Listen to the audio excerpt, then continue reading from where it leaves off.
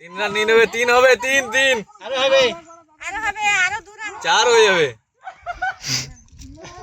3 run. হয়ে গেল।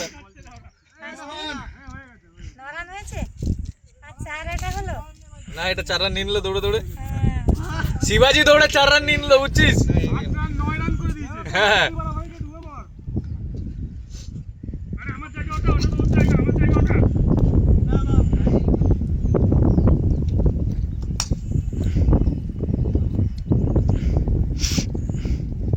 বাতাস আছে, জোরে বল উড়াও, উড়ে যাবে। এইবার এবারে অনেক ছয়, হয়েছে। ছয়। একদম এবার 9, 6, 14 রান হবে। আর নাই।